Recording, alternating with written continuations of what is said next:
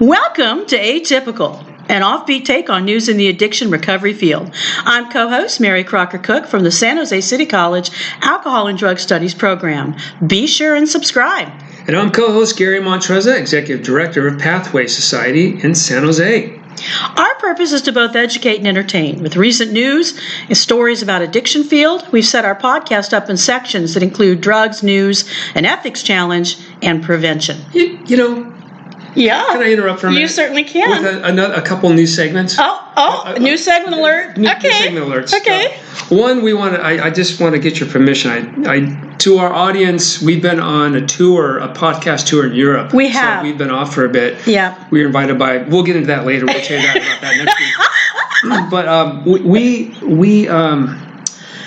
this was a request. Oh. The Sackler files. Oh, the Sackler. So that's going to be one. Okay, the Sackler And then, we always have to bring in a little bit of listener comments. Okay. So I have a listener comment. Oh, you do? Yeah. Let me hear. I love when they write in. Here we go. Okay. So, dear podcast people, my wife and I have a teething newborn who falls immediately asleep when he hears your voice.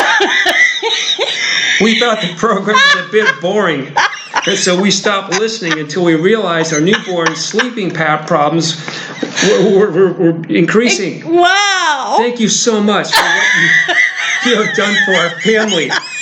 So, there you go. We got your back, man. Anonymous. We got your back. Child, may you sleep exactly. in peace. We got you. Thank you. Oh, Thank right. you. That's a great comment. That means they're keeping listening, They are. And who knows, a baby will implant something in That's there. Right. You know? I mean, some people play Beethoven and stuff. That's right. And this family chose to listen to us. our podcast. Aren't we lucky? To enhance their little sprog. Exactly. Isn't that great? So you want to start with the Sackler? I do. I love the Sackler. It sounds like a great segment. The Sackler file, the Sackler segment, however you want to look at it. The Sacklers is really America's first family.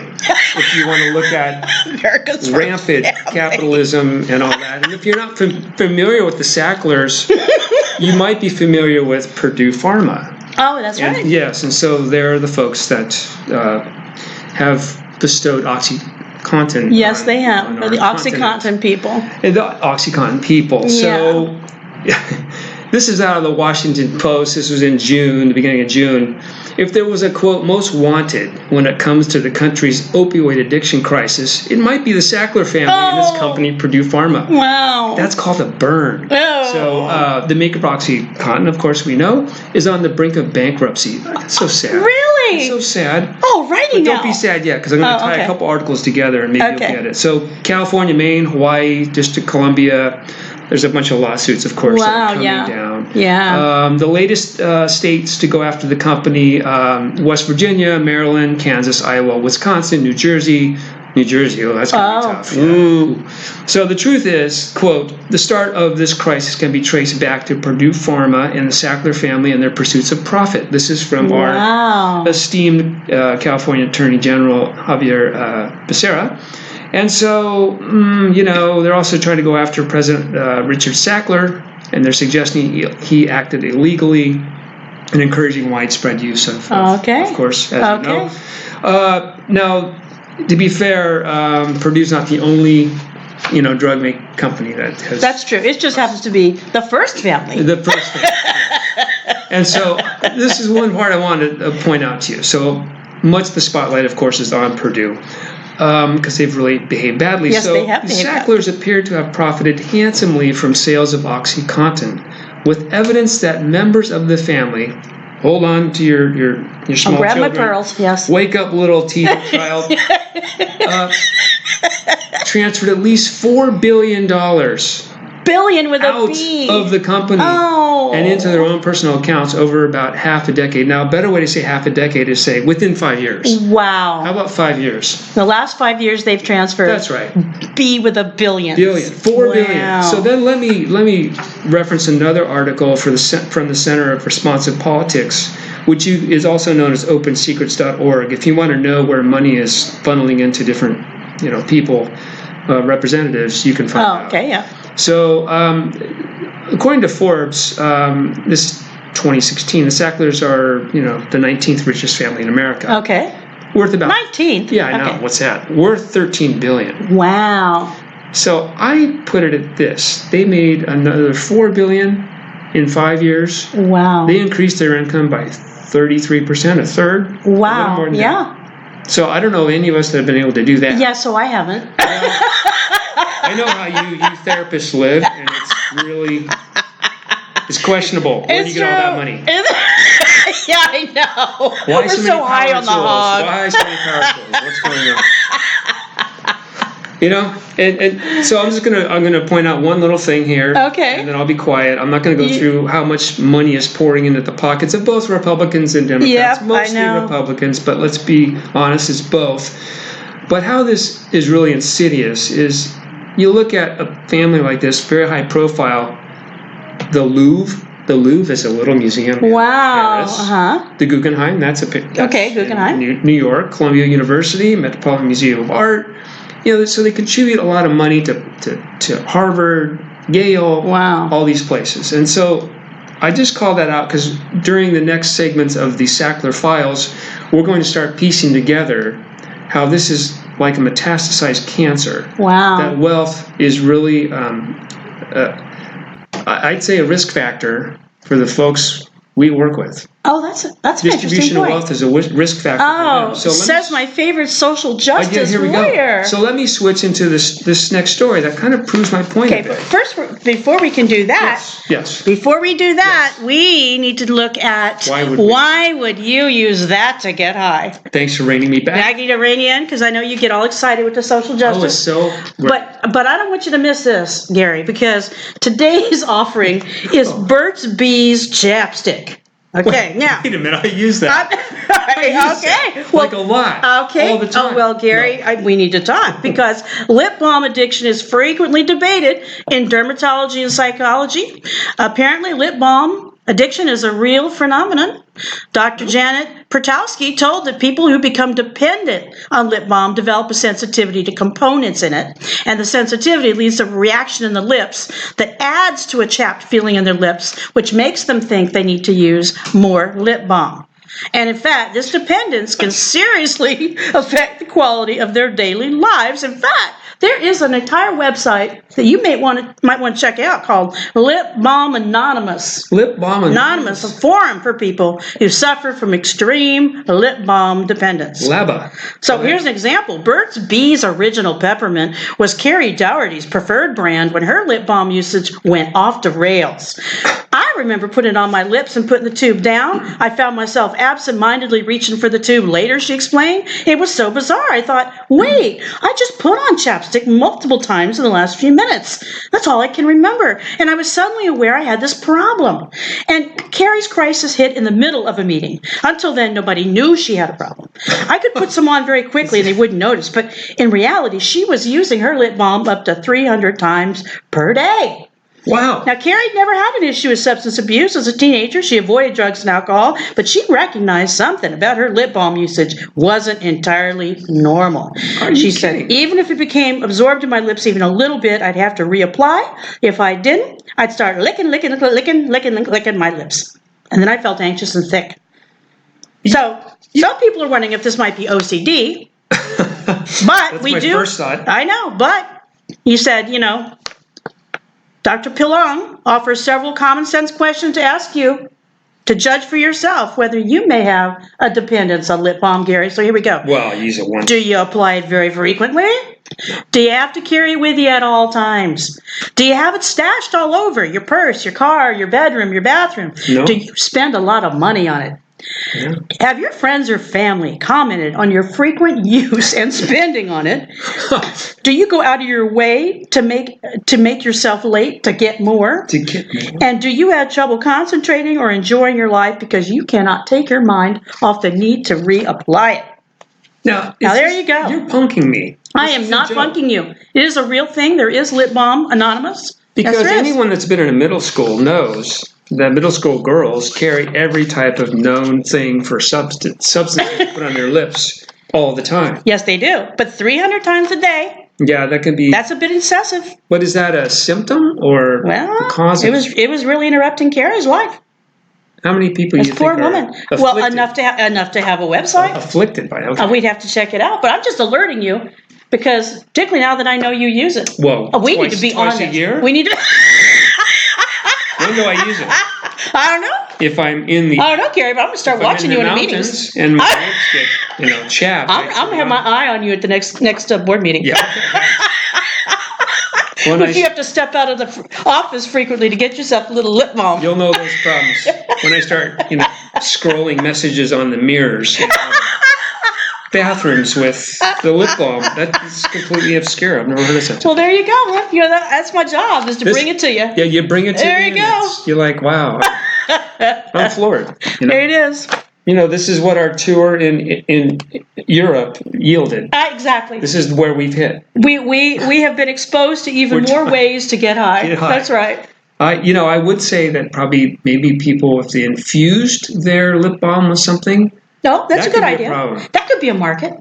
Oh gosh, we just thought of. Just thought of a new product. If we were devious like the Sacklers, we could do that. Yeah. We need to buy Burt's Bees immediately. Wait, let's get Jewel involved. Jewel involved. Only for adults. It's only for adults, kids. Nicotine laced lip balm. No vaping. No. We don't. It's just for adults. Try our new cookie dough flavor. Okay. Oh boy. So let's see the intersection of the next section here. News and addiction. Okay. So you took the information from the Sackler segment. Okay. And now let's go into news and addiction. So here's a very interesting article actually. Defendants on probation can be jailed for drug relapse. Court rules. Oh. Now, this is interesting. It is, because it's a disease, Gary. It's a disease, isn't it? So I'm so glad you said that. So this article brings up all kinds of intersecting points and things to consider. So this is in Massachusetts. Okay. UNASME ruled that a judge can require defendants with substance disorders to remain drug-free as a condition of probation and send them to jail if they relapse. So let's take a minute and laugh our bums off. Okay. Because when I read that first line, I thought, 3 words, we're on drugs. And then the other one I thought of is just say no. And just say no. And we know how well those work. Oh, and add the DARE program too if you want to get saucy about it. There you go. So the case was challenged the requirement that routinely imposed by judges across the country. It was closely watched by folks like us, prosecutors and folks that are in this business and trying to serve people. The defense argued that addiction is chronic, relapsing brain disease that compromises an individual's ability to abstain. Yeah, that's about right. That's about right. The prosecution maintained that wake up little infant right now. Addiction varies in intensity, and that many individuals have the ability to overcome it and can be influenced by institutional penalties and rewards like incarceration or a cleared criminal record. Let that sink in. Okay, so we all know that, the threat of jail keeps people from using. That certainly has been what we've learned in the war on drugs. It's our primary strategy in all of our residential facilities and outpatient. That's the first thing we say. We do. We can clear your criminal record, and they straighten up. They write like that. As soon as we even mention they could go to jail, they just put down the crack pipe. It's really about that simple. Reunite with their family. Did you know this could happen? I never knew this. So, while acknowledging, this is the beauty of it, acknowledging experts who weighed in on each side, the 7 of these clowns, justices, in the Supreme Judicial Court declined to take a stance in the debate. Instead, they said the defendant in this case should have raised the issue when her probation condition was first imposed and when it could have been fully argued before a trial judge. So to me, they're saying, well, you should have told us when you came to court the first time. That you had a problem with this. Yeah, we could have talked about this then. To me, that's blaming the victim. It is blaming the victim. And she's supposed to know the judicial process. Exactly. She's just the poor person suffering from this illness. So I don't know if I want to read what this one other judge said. But essentially, they're saying they want the flexibility to tailor individual probation and rehabilitation and all that. Right. And this is a point that I do agree with. They do have to make sure, well, this is their point, we're on the front lines of the opioid epidemic, and are faced with difficult decisions that are especially unpalatable. And what they mean by that is public safety versus rehabilitation. Exactly. So I challenge that idea. Communities and families are on the front line as well as the folks suffering. We're just dealing with the end results of not approaching this from a public health standpoint. But that aside, let's continue. So this woman, Julie Eldred, she's now 30. She was convicted of larceny. She was stealing drugs and stuff. Okay. Stealing to buy drugs? Yeah. That's normal. Yeah, it is. I do that all the time. District Judge gave her, I heard it was gardening tools. But Home Depot. I'm banned from Home Depot. Gave her years probation. She's facing a 30-month sentence for violating conditions of probation. 30 months for violating probation? That's not right. Because, let's go back to what they said. We know that institutional penalties and rewards, like incarceration or clear criminal, it works. Wow. Right? It works. So anyway, this poor woman was enrolled. She began taking Suboxone and reduced cravings and such. She was in outpatient at the time. 11 days later, after her probation, she tested positive for fentanyl. Okay. Judge ordered her to go into inpatient. No placement could be made immediately. So they said, well, what should we do with her? It's the beginning of the Labor Day weekend. Her parents are out of town. They said, well, let's just put her back. We'll just remand her. Remand her. So okay. She's safe. 10 days later, she's in a medium security prison. Went through withdrawal, but there's no Suboxone, so that's horrible. Oh. She didn't get that. But the court kind of rubber stamped this whole thing as what we're really going for is that we put the person in jail. She's penalized for relapsing. That's really what this is about. Yeah, it is. Though we did an article a while back, I think, didn't we talk a little bit about that they're starting to look at doing detox in incarcerating settings, because increasingly, particularly with the war on drugs and not war on drugs, but the opiate crisis, right? You've got people coming in and again, if you address it as a disease, other medical conditions are treated with medications when you are incarcerated. Okay, so withholding those medications, it actually has to do with human rights. It is human rights. I agree, and I'll end with this one sentence from Fiona Doherty, clinical professor of law at Yale Law School and an expert on probation, said that because the court did not take a position on addiction, the case was only a qualified win for the prosecution. And so what it means is it only applies to this one person. Oh, okay. And so I pointed out, though, because this is kind of scary.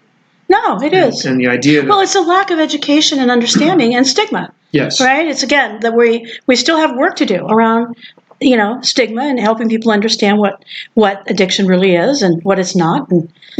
And last thing, there's lots of room for lawyers and defendants to remount a challenge to the same drug-free condition. They can object at the time the condition is imposed and seek a full hearing on, wait for the word, the science. Oh, the science! We love science here at Atypical. So we like science. Yay! Wait till we start remanding people because of every other condition known to man. Exactly. Yeah, you didn't take your insulin, right? Yeah, I got it. Interesting, isn't it? It's scary, like you said, but equally scary is it's now time for our ethics challenge. Addiction counselors acting badly. If you're an addiction counselor, you can get out your CCAP ethics codes and follow along. We do have a link on our atypicalpodbean.com link. Gary, I'm going to read the story, and then we're going to figure out the ethics violation. Got my helmet on. Okay, ready? Ready. All right. Winnipeg woman says she developed addiction to meth in sober housing. Okay. Stephanie Seidel says the first time she tried meth was while living in a drug-free apartment run by the Addictions Foundation of Manitoba. Everyone was using. There was not a single person who didn't, said Seidel, 32, who was a tenant. at the River Point apartment. Oh, She said instead of being kept safe and sober in abstinence-based housing, she was exposed to methamphetamine and tried it for the first time. In January 2016, she moved into the abstinence-based traditional housing on Magna Savitude. It's owned by the nonprofit SAM Management. It's attached to River Point Care Center, which offers drug treatment to about 2,000 people a year. She was referred there after completing a 6-month residential treatment for mental health issues and alcohol and pill use, and in fact signed a lease, but it wasn't long before the first drug dealer moved in. Wow. So then she failed mandatory drug testing, part of her lease agreement, went to detox for 5 days, and then evicted for failing a second drug test. I was angry and upset, and I didn't know what to do, and I felt disappointment. It just made me want to use more. Well, they don't want to comment, of course, the company, on this tenancy issue. This is their tactful comment. I wouldn't ever debate somebody's perspective or perception. This is Laura Goosen, the director of Riverport Center. I'm not sure everybody would have been in the situation she's describing, but I wouldn't question there were people like you who are really struggling. Okay, so they do agree to do drug testing. Yeah. She said, there's not a zero tolerance. That's why she got two chances.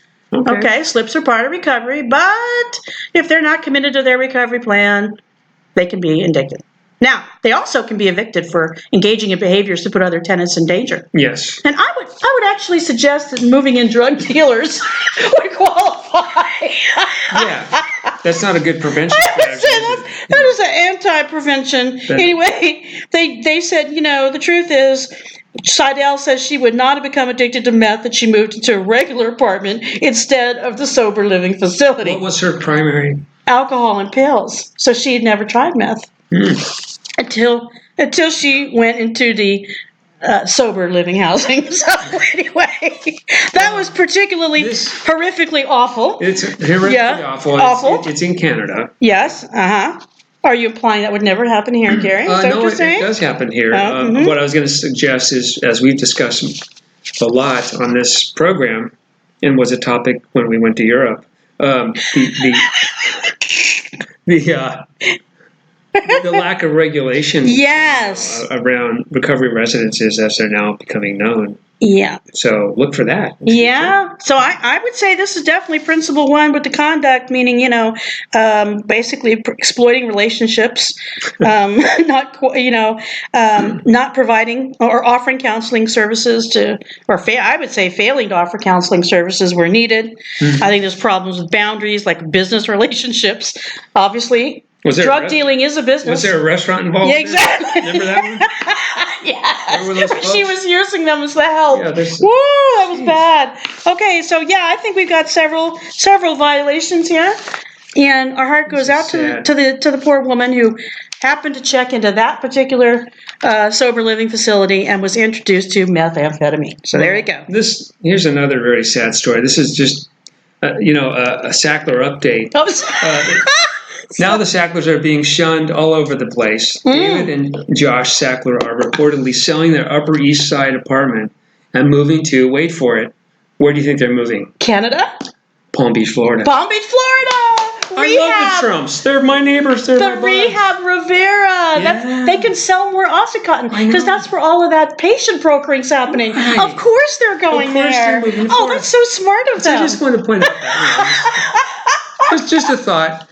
And then one last Sackler update. Yeah. They're paying.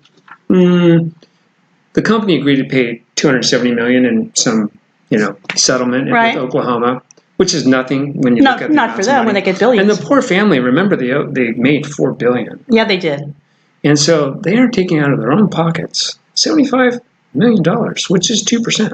Wow. So that's good. These and other facts will be revealed later. Okay. Well, but, there you go. Let me recover from the Sacklers. Move it to the Rehab Riviera. Interesting articles about prevention. Prevention, okay. Which we'll get into other types of prevention for getting rid of predators and feral human beings, such as the Sacklers and their enablers. You're going to get us sued, you know that? I could get us sued. We did have some official looking letters. We did, with some letterhead. In the lobby of the podcast, Atypical podcast offices. But so here's one for you. It's about prevention. Okay. And it's just very curious to me. This was very interesting. I found several articles on it, but deep brain stimulation. Oh. Which, boy, that could be a lot. Exercise, travel. Right. Garden tools. Yeah. Gardening power tools. Gardening power tools. You light up. I do. Like a Christmas tree. Yeah, you really do. So that can get a little scary.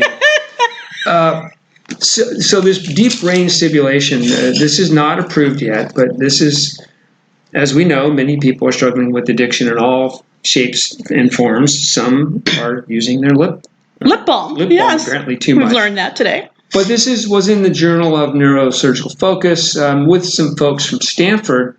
They're looking at how mild electronic stimulation in the brain can cure some of the severe effects of alcoholism. Oh, wow. I thought that's that was interesting. Really interesting. Yeah. So now for our very, very technically adept and educated listeners, yes, we know that alcohol stimulates the release of dopamine. Yes, we do.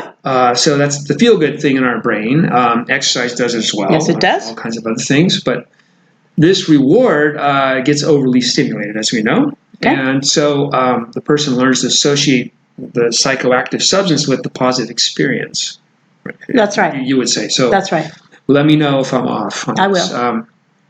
So when someone drinks heavily, the brain becomes sensitized, and dopamine it kind of fades. Yeah. Which is it gets harder to access because is that what happens? Yeah. Mm-hmm. And then without alcohol, which is kind of sad because even the things that used to make you happy don't make you happy anymore. Yeah, and it's really interesting because that's a depressant. Yes, right. Exactly. And so it makes you a little bit happy, but then you get too much.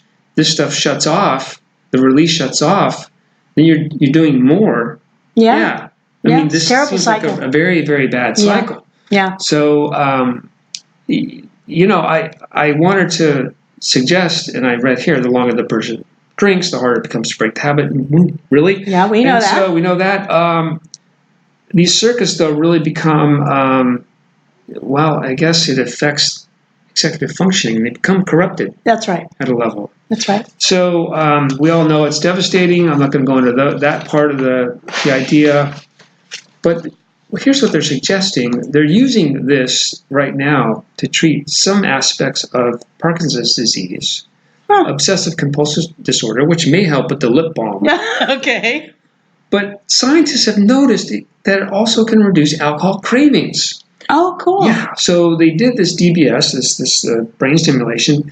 They call it minimally invasive brain surgery. And this, again, we place these stimulators in the brain to restore normal functioning of the region known to be dysfunctional.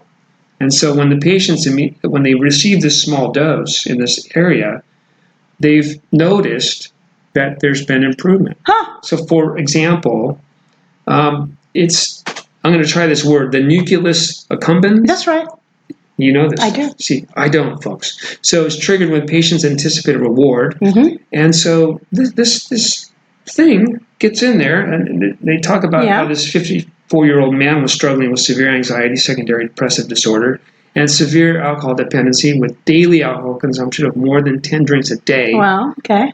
Patient was previously hospitalized. We know what happens when folks have absolutely. So all these this are our other folks. stuff. Yeah.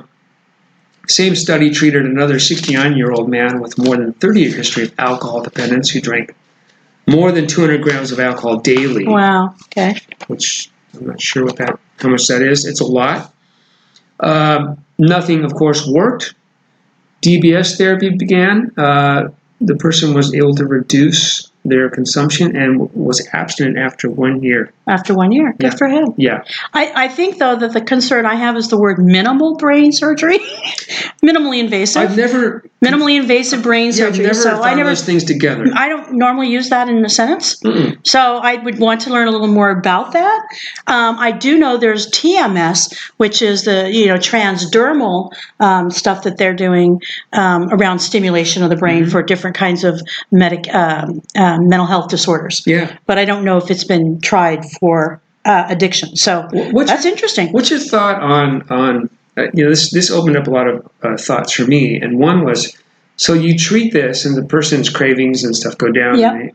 But what else could happen? Could something else happen? Was there a primary cause that was compelling the person to want to drink more and more and more? Well, I think what happens is you have the co-occurring. So yeah, you might have a history of early trauma, and they may have addressed their trauma by numbing out with alcohol. So yeah, you pull the alcohol out, the early trauma is still going to be still there, right? But also, even if there wasn't, in a history of drinking and using, you have a lot of behavior changes to accommodate the fact that you're increasingly lying.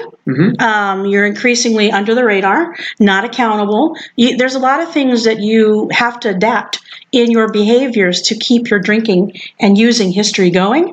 Those behaviors are slow to change. So that's why, even though we have craving management, like with methadone and Suboxone, we can manage cravings, but it has to accompany with therapy and treatment. Yeah. Because you still need more tools to change those behaviors. So even if there was a magic pill, which we keep looking for, right? The magic, you're no longer an alcoholic pill, you could get rid of your cravings, those behaviors are still going to take a while to change. And that's how this sounded to me. The pill was just, it helps with the craving. Minimal brain surgery. Okay. Which some people think I need. Okay. I was like, but what do you put in it? Exactly. Yeah. It has to be concurrent to something. Yeah. The cravings are part. They're a huge part. Yeah. But we can do that now, even without brain surgery. We can manage cravings. But at the same time, we have those old behaviors that wind up taking you back where you started. So. And this is, I should point out, this is not approved by the U.S. Food and Drug Administration. They will approve other things that are really, really dangerous to the populace, but they won't. But it's still, I think it's worthy research. Yeah. I do. And I think, anything we can do, particularly the people you're talking about there had co-occurring. So they had mental health issues on top of the alcohol dependence. And and because they're the same neurotransmitter networks, like norepinephrine, serotonin, dopamine, those are the same thing with mental health issues as the same neurotransmitters as with addiction. It would make sense that particularly if you had both of those things going, that some sort of intervention like this would be very helpful. Okay, cool. That makes a lot of sense to me. But it's not a cure. Fix. Yeah, it's not a cure. So there's still a lot of heavy lifting and work that needs to go along with it. But it's interesting. But it is encouraging. And what I really liked about this is I'm thinking of the collateral damage that occurs when people are suffering this way in families and communities. Absolutely. That would be certainly minimized, and we can focus more on the individual. Yeah, exactly. And changing the behaviors. Yeah. You got it. Super cool. Okay, Gary, we're coming to our last section, humility check moment this week, which reminds us not to take ourselves too seriously, a key to burnout prevention and humility. Who's got something? I know we both do. You do. I know you do, too. I have an archival one. You have an archival one? Yeah. Oh, okay. Should I? Go ahead. Let's do it. This has a bit of... I'm not sure what to say about this. It has a bit of spirituality in it. Oh, okay. Yeah. And it was when I was just getting into human services and education. This is years ago. I came out of school and I worked at a very small, meaning 2 employees, incubator grant program. Oh, okay. Part of the United Way. Some of you know United Way here locally. And it was a half-time job, and I got to work in the schools and all that. And so we shared space. The key to the story is we shared space in the United Way's building. Oh, that's a nice building, actually. And we had a really competent executive director who was trying to build the program, and we got this seed money and all that. And so part of being an incubator is we get to use all the cool stuff that United Way had. That's true. Plus they had all kinds of nice people and their copiers and all this stuff. And so, one day I'm a pretty mindful fellow and at times, and I walked into this really large, copy room, and I saw my boss there, the executive director. And she came walking out, and she was, a fairly devout religious person, had a real spiritual practice. And I pointed out to her that she had some toner on her forehead. Some toner on her forehead? Oh, no. Oh, no. Oh, no. Yeah. And she looked at me. It happened to be a Wednesday. Oh, no. It happened to be a Wednesday. And she looked at me as if I needed some type of minimally invasive deep brain stimulation. And she had the stuff in her hand, and I looked at her and I said, forget that. Because I should know better. Yes, you should. Yeah, bless her heart. I didn't get fired. That's terrible. And, and then, of course, I saw other people showing her on their head throughout the day as well. But I imagine you weren't quite as helpful to them. Reinforcing that I am truly. Who is the pagan in this room? That's the sad part. I know better because I wasn't raised. I was raised a certain way. You do know better. Anyway. Toner on your forehead. Yeah, oh my God. Coming out of the printer room. Oh, that's bad, Gary.